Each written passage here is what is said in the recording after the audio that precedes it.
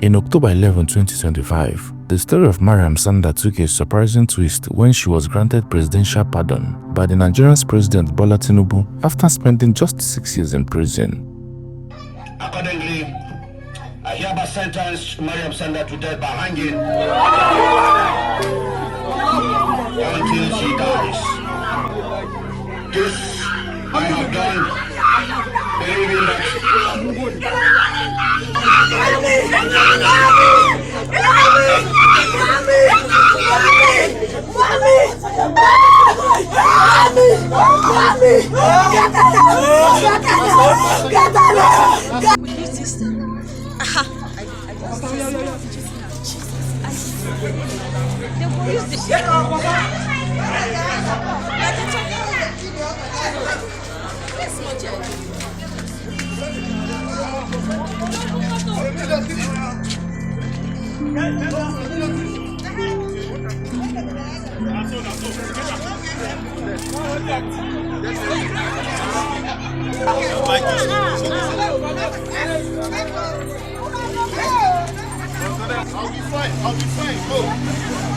Mariam had been convicted in 2020 for the brutal killing of his husband, Biliaminu, in 2017, a case that captivated national attention. Mariam murdered her husband after discovering a nude photo of another woman on his phone. But what seemed like a straightforward case of jealousy turned into a complex and controversial legal battle filled with claims of manipulation, wealth, and power. It all began on November 18, 2017, when Mariam found a nude photo of a woman on her husband's phone. Fueled by anger and suspicion, she confronted him while he was hanging out with a friend, Ibrahim, at their home in Lagos. According to Ibrahim, Mariam was enraged, threatening to stab her husband if he didn't agree to a divorce. She even allegedly broke a perfume bottle and tried to use it as a weapon. Despite the escalating violence, Ibrahim intervened and calmed things down, ending the altercation for the night before he left. However, the following morning, Ibrahim received a shocking phone call. Biliaminu was dead.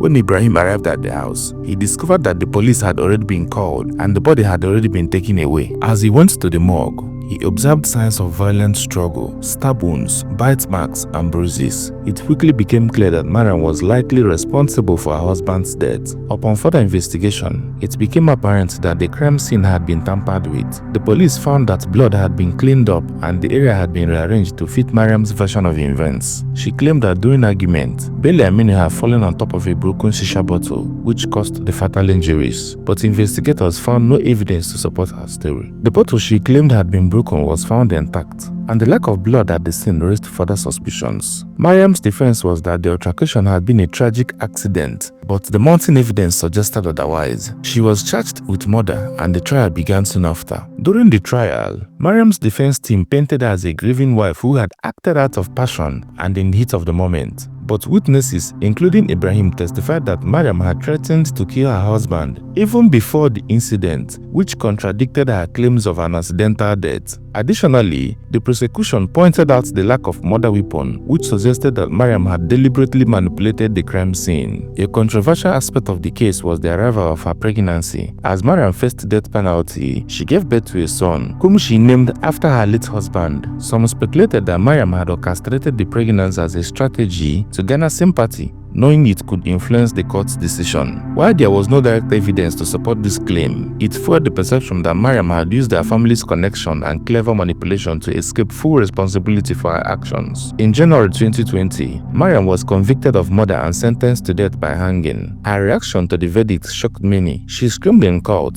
tried to flee, and broke down in tears. It was hard to tell whether her emotional outburst was out of genuine regret or frustration that her calculated effort to manipulate the case had failed. Despite her appeals and claims of innocence, the evidence stacked against her was undeniable. She had tried to cover up her crime, fabricated a narrative to evade justice, but in the eyes of the law, her actions spoke louder than her words. She was sentenced to die for the cold-blooded murder of her husband. Fast forward to October 11, 2025, just 6 years later, President Bola Tinubu granted Mariam a surprising clemency. The official statement from the president's office cited Mariam's exemplary behavior in prison, her role as a mother of 2 children, and her apparent remorse According to the president's office, she had embraced a new lifestyle and demonstrated a commitment to rehabilitation. While this decision was hailed by some, it sparked outrage among many Nigerians who felt that Mariam's privileged background and powerful family connections played a significant role in her release. Her family was well connected, and her mother, a prominent figure, had been actively advocating for her release throughout the years. Mariam's legal team, along with her family's network of supporters, kept pushing her case to the forefront, eventually catching the attention of the president.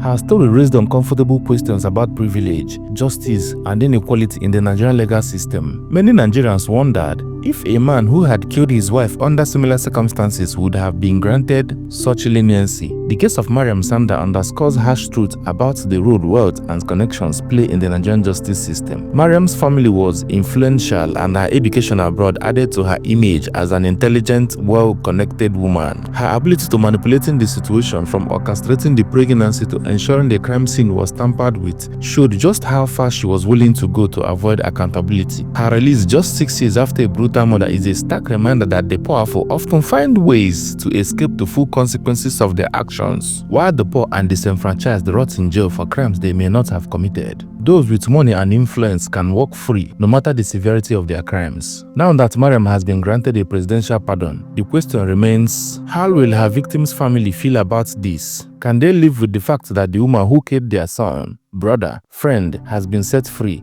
Unfortunately, once a presidential pardon is granted, it cannot be undone. Mariam Sander's case has left a lasting stain on the Nigerian justice system and raised uncomfortable questions about privilege, power, and the price of justice. For more stories like this, please like and share this video, subscribe to this channel, and don't forget to turn on the bell notification button for more updates.